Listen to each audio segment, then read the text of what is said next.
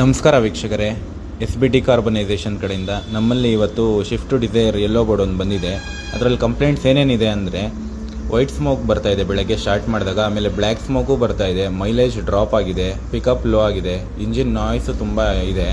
ಅದಕ್ಕೆ ನಾವು ನಮ್ಮ ಪ್ರೊಸೀಜರ್ ಏನೇನಿದೆ ಎಲ್ಲ ಮಾಡಿದ್ದೀವಿ.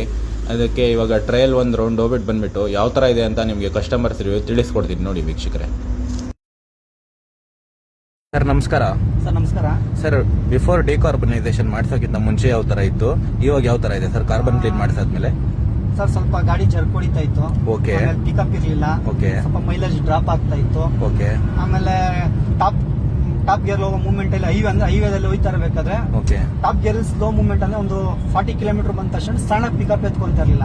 ಅವಾಗ ಗೇರ್ನ ಚೇಂಜ್ ಮಾಡಬೇಕಾಯ್ತು. ಇವಾಗ ಯಾವ ತರ ಇದೆ ಸರ್ ಕಾರ್ಬನ್ ಕ್ಲೀನ್ ಮಾಡಾದ್ಮೇಲೆ? ಅದೆಲ್ಲ ನೀವು ಕಂಪ್ಲೇಂಟ್ಸ್ ಹೇಳಿದ್ರಲ್ಲ, ಅದೆಲ್ಲ ಇವಾಗ ಯಾವ ತರ ಕಾಣಿಸ್ತಾ ಇದೆ ನಿಮ್ಗೆ ಕಾರ್ಬನ್ ಕ್ಲೀನ್ ಮಾಡಾದ್ಮೇಲೆ? ಸ್ವಲ್ಪ ಫ್ರೀ ಆಗಿ ಕಾಣಿಸ್ತಾ ಐತೆ. ಇಂಜಿನ್ ಫ್ರೀ ಆಗಿರೋದು ವಿತ್ ಜರ್ಕ್ ಆಗಿರೋದೆಲ್ಲ ಸ್ವಲ್ಪ ಫೀಲಿಂಗ್ ಕಡಿಮೆ ಅನಿಸ್ತಿದೆ. ಓಕೆ. ಆದ್ರೂ ಸ್ವಲ್ಪ ಓಡಿಸಿ ನೋಡ್ಬೇಕಲ್ವಾ, ಅದಕ್ಕೆ ಇವಾಗ ಹೈವೇಲಿ ಎತ್ಕೊಂಡು ಹೋಗ್ತಾ ಇದೀನಿ. ಓಕೆ. ತೊಂದರೆ ಇಲ್ಲ ಸರ್, ಮೊದಲಿಗಿಂತ ಇದಕ್ಕೂ ಸ್ವಲ್ಪ ಫೀಲಿಂಗ್ ಚೆನ್ನಾಗಿದೆ, ಬೆಟರ್ ಆಗಿ ಅನಿಸ್ತಾ ಐತೆ. ಓಕೆ. ಈಗ ಸ್ಪೀಡ್ ಈ ಮೂವ್ಮೆಂಟ್ ಸ್ಪೀಡ್ ಹೋಗ್ತಾ ಇರಬೇಕಾದ್ರೆ ಸಣ್ಣಾಗಿ ಗಾಡಿ ಸ್ಲೋ ಆದಾಗ ಪಿಕಪ್ ಎತ್ಕೊಂತ ಇರಲಿಲ್ಲ, ಈಗ ಎತ್ಕೊಂತ ಇದೆ. ಇವಾಗ ಎತ್ಕೊಂತ ಇದೆ sir. Okay sir, thank you sir. Thank you sir.